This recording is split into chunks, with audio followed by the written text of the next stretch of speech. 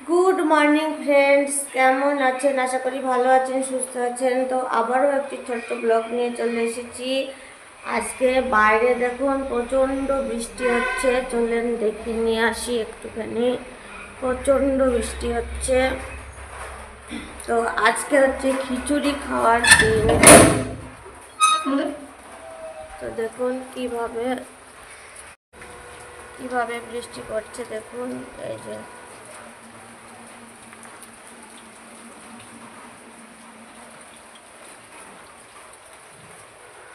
তো মুষলধারে যে বৃষ্টিটা এসেছিল ওটা কমেছে, একবার টিপ টিপ করে, মানে মোটামুটি ভালো বৃষ্টি হচ্ছে, বোঝা যাচ্ছে না ক্যামেরায়। তো আপনাদের সঙ্গে শেয়ার করলাম। আর আজকে রান্নাটা লাস্টে করব, চান করে পুজো দিয়ে আরও কিছু কাজ করে তারপরে। তাও জামা কাপড় কাচতে পারিনি, কারণ আজকের যা মানে দিন দেখছি তাতে করে কোনোভাবেই আজকে রোদ উঠবে না, কারণ কেচে ভিজানো আছে থাক। তো আমি এখন কাটবো পুঁই শাক। তো এই যে দেখুন পুঁই শাক কাটবো। আর এই যে বেগুন নিয়ে এসেছে দুটো, বেগুন দিয়ে ইলিশ মাছ। আর এখানে এনেছে এই যে কুমড়ো দিয়ে পুঁই শাক। কচু আছে, এই যে কচু দেব, আর ইলিশ মাছের মাথা দেব। আর এখানে একটা জিনিস দেখুন, এইখানে এই যে এখানে এই যে ঝালগুলা রয়েছে, লঙ্কাগুলা মিনিমাম বোঝা যাচ্ছে না, 300 থেকে 350 লঙ্কা আছে। কালকে আমাদের গাছ থেকে তোলা হয়েছে। ওই দিকটায় মানে ওই দিকটায় যাওয়াই হয় না, কারণ ওই দিকটায় আমাদের বাড়ি প্রচুর মানে সাপ, মানে ওই দিকটা ফাঁকা জঙ্গল ছিল, তো ওই জন্য সাপে বাসা করেছে আর কি। তো ওই জায়গাটাই ছিল ঝাল গাছ, ওই জন্য ভয়ে যেতাম না। তো কালকে পরিষ্কার করা হয়েছে, তখন আপনাদের দাদাভাই ঝালকটা তুলে এনেছে, আমিও কিছু তুলেছি। তো ভয়ে যেতাম না, আগে তুলে তুলে নিয়ে আসতাম না থাকলে। তো একবারে সব তুলে এনেছি, কাঁচা টাচা যেমনই হোক, এটা রান্না করব। তো চলুন পুঁই শাকটা কেটে নিই।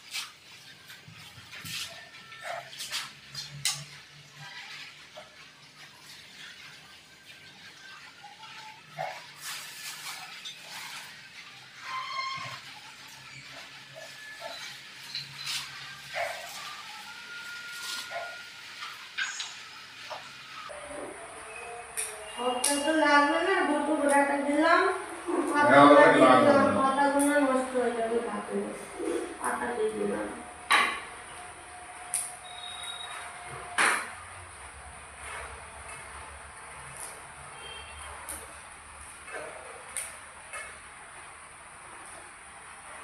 দেখুন এখানে মাছ ভাজা হয়ে গেছে, একটা মাথা আছে। আর এখানে দেখুন একটা মাথা আমি পুঁই শাকে দেব। এই যে পুঁই শাক হচ্ছে। আর এখানে হচ্ছে বেগুন আর কচু দিয়ে ইলিশ মাছের ঝোল। তো বন্ধুরা, আজকে রোজই আমার লেট হয়, তো আজকে একটু লেট হয়ে যাচ্ছে। ঠিকঠাকভাবে ভিডিও করতে গেলে একটুখানি দেরি হবেই সব কিছুই। তো চলো যেটুকু পারি আপনাদের সঙ্গে শেয়ার করব।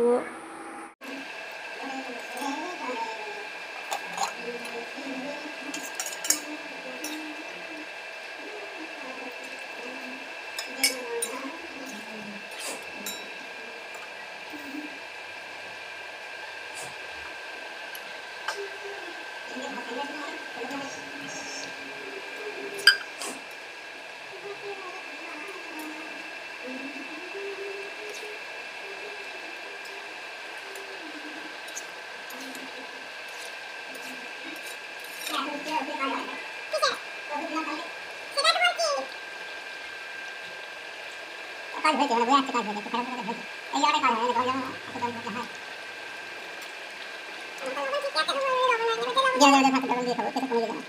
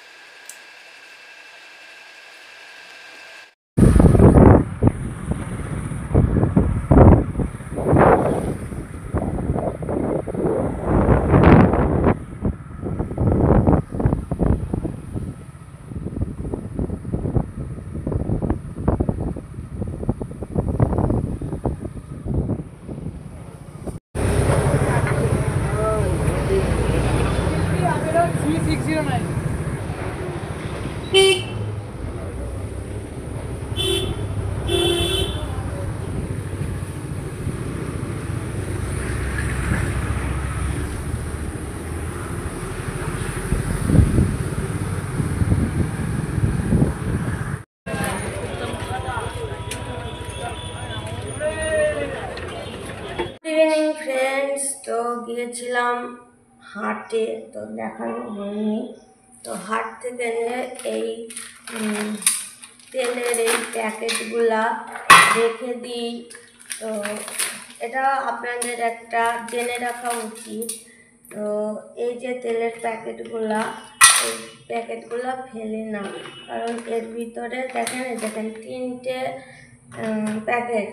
আর এই যে মাছ, তো যদি আমি একটা প্যাকেটে মাছ রাখি, মাছটা যখনই ডিপে রাখবো, ডিপটা মানে বরফ হয়ে যাবে, সবটা বের করতে হবে, সেটাকে বরফ ছাড়াতে হবে, যে কটা আমার লাগবে নিয়ে আবার ঢোকাতে হবে। এইভাবে করলে না মাছটা অনেক সময় নষ্ট হয়ে যায়, টেস্ট নষ্ট হয়ে যায়। তো সেই কারণে আমি 3খানা এই জিনিস নিচ্ছি। এই জিনিস কেন নিচ্ছি, আমি এটাও রাখতে পারতাম। তো এই জিনিসটা যে প্যাকেটের এটা দেখেন কতটা মোটা। তো এটা বরফের সঙ্গে লাগে, কিন্তু একটু টানলে এটা বেরিয়ে আসে। আর এই যে এটা কালো, এটা পাতলা, এটা বরফের সঙ্গে একদম মানে সে ছিঁড়ে যায়, মানে টেনে বের করা যায় না। তো সেই জন্য আমি এগুলো ইউজ করছি। 3টে পেয়েছি খালি। আমি তেল ঢাললে এগুলা মানে আমার প্রয়োজন না হলেও আমি ডিপে রেখে দিই, যখন তখন দরকার লাগতে পারে। আমার আপাতত এখন যত রকম মাছ আছে ফ্রিজে, এখনও অনেক রকম মাছ রয়েছে। তো সেই মাছগুলা আমি ওরকম আলাদা আলাদাভাবে রেখে দিয়েছি। তো এই যে একটা প্যাকেটে এটা দিয়ে দিয়েছে। আর এইগুলো হচ্ছে এই যে ইলিশ মাছ। মাছটা দেখাতে পারলাম না, মাছটা 1 কেজির ওপরে মাছটা ছিল।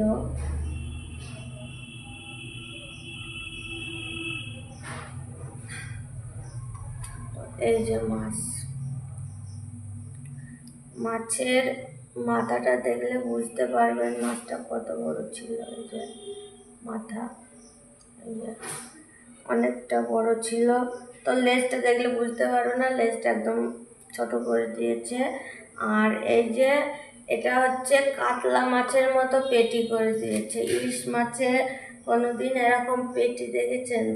কিন্তু আমাদের এই পেটি করে দিয়েছে এইভাবে। তো এই যে পেটির ভিতরে এরকম থাকে, এই যে এরকম থাকে পেটিটা। তো এর ভিতরে থাকে ডিম। তো ডিমটা ওরা আলাদা করে দিয়েছে, আলাদা করে বের করে নিয়েছে, নিয়ে এই যে পেটিগুলা আলাদা করে রেখেছে। তো ডিমটা অনেকটাই হয়েছে, কি করে দেখাবো। আর একটা কিছু আনতে হবে।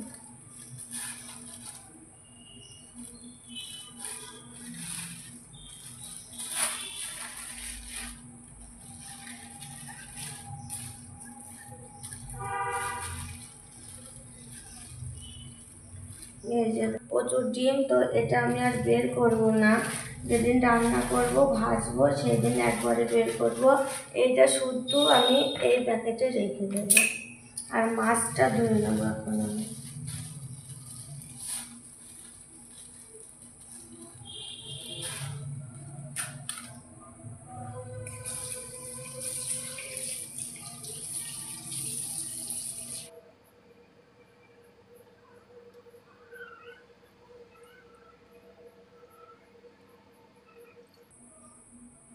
তো এইখানটায় থুচ্ছি বলে আপনারা মানে কিছু মাইন্ড করবেন না। এই জায়গাটা আমি দিনে কতবার পরিষ্কার করি তার কোনো ঠিক নেই এই জায়গাটা।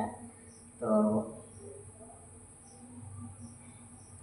ওই জন্যে আপনাদের দাদাভাই বললো যে মাছটা ভালো করে ধুয়ে তারপরে রাখতে। আর তেলটা দেখুন কিভাবে তেল বেরোচ্ছে। আজকেও ইলিশ মাছই রান্না করেছি, এবং এখনো ইলিশ মাছের 2টো মাথা, লেজা সব রয়েছে।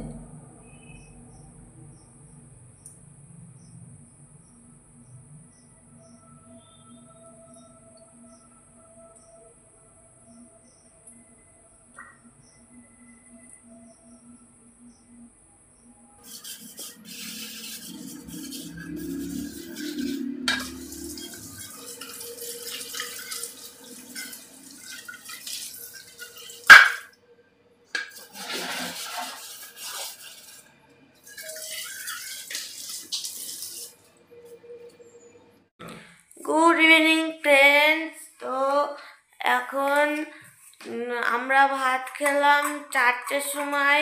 আর এখন এই দেখেন এই লোকটার এক বাটি দই নিয়ে বসে দেখেন দেখেন ওই এক দেখেন বাটি দই খাবো দই নিয়ে বসেছে, এখন দই খাবে। ওর বলে খিদে পেয়েছে, আবার বলছে রুটি করতে হবে না, যে কটা ভাত আছে ওইটাই হয়ে যাবে। দেখুন, তুই আমি খাবি না, আমি ভাত কটা খাবো তাহলে, ঠিক আছে? তো না, আমার তো খিদে নেই, এখান থেকেই নেবে কিন্তু আর ভাঙবি না। তো যেটুকু নেবে একবারে নিয়ে নেবে, তো অনেক কচ্চা মচা হয়ে গেছে। ওখানে নিয়ে জানি এই কোনা তুই ভাই নেবো নেবো এটা নেবো মুখে চিজা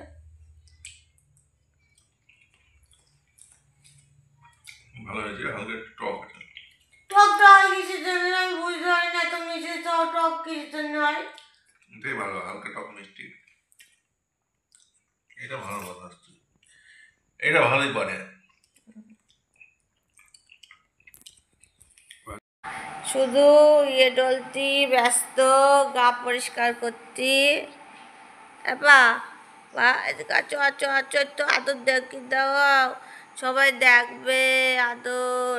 আছো আছো আছো আছো, একটু আছো আছো, দেখো আদর দেখো, আমাদের পাপার আদর দেখো, দেখো কিরম করে আদর করে দেখো। এ পাপা তোকে সবাই ভালোবাসবে, বলবে পাপা তো খুব সুন্দর, পাপা শুধু খায় আর ঘুমায় আর গা চাটে, পাপা একটা টিকটিকিও ধরে না, পাপা একটা সাপও ধরতে পারে না, পাপা কিছুই করতে পারে না। আমার ছোনো বাবা, এটা ছোনো বাবা, এটা ছোনো বাবা, আমার বাবার জন্য চুনু চুনু চুনু চুনু চুনু, আমার বাবা। আসলে বন্ধুরা এর পেটটা দেখেন, এখানটায় একটু উঁচু মতো, এখানটায় ওর কি হয়েছে, আগে তো একটা দিক হতো, এখন দুই দিকেও হাত দিতে দেয় না। তো পশু হসপিটাল আমাদের আছে, কিন্তু এ আবার এর গায়ে সেরকম হাত দিতে দেয় না, আর সব সময় থাকেও না, কখন কোথায় চলে যায় তার ঠিক নেই, ওই জন্য ডাক্তারও দেখতে পারি না। শুধু আদরটা দেখো, আমি এখানে আদর করছি আর ও ওই আদরটা ওইভাবে নিচ্ছে, বুঝছেন? দেখো আবার উল্টাবে, কেঞ্চি উল্টাবে, পাপা শুনো তো, পাপা শুনো তো, এটা এটা আমাদেরকে গলা গলা গলা গলা চুপকেছে, গলা চুপকেছে,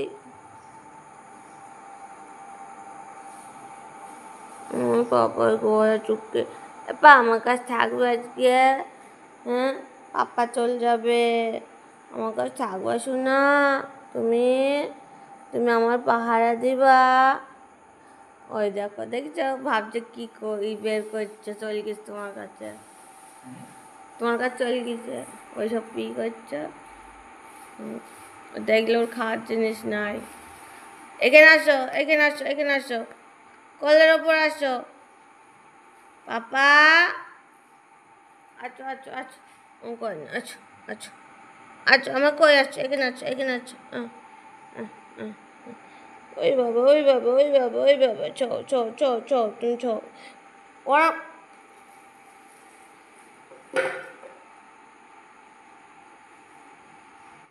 তো বন্ধুরা আমাদের খাওয়া দাওয়া কমপ্লিট, এখন আপনাদের দাদা ভাই মাছের মশলা করছে, কালকে যাবে মাছ ধরতে, মানে আজকে ভোরে যাবে।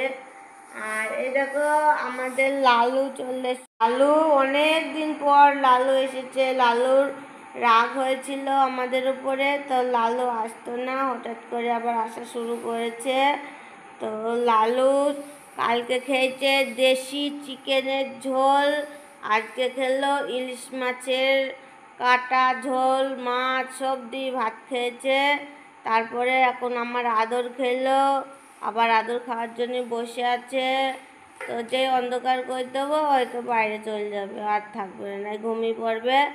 ওই দেখেন আমাদের একটা বেড পাতা আছে নিচে, ওটার ওপরও ঘুমিয়ে থাকে। অনেক সময় আমাদের একদম যখন রাত্রে শুতে যায় ওকে নিই না, কিন্তু দুপুরবেলা অনেক সময় ওরা এসির মধ্যে ঘুমায়। ওই দেখো চলে গেল, ভাবছে পাপা কি করছে, কি ভালো মন্দ বের করছে, সেন্ট পাচ্ছে, বুঝলো? ওই জন্য তোমার পেছনে কি দাঁড়িয়ে রয়েছে।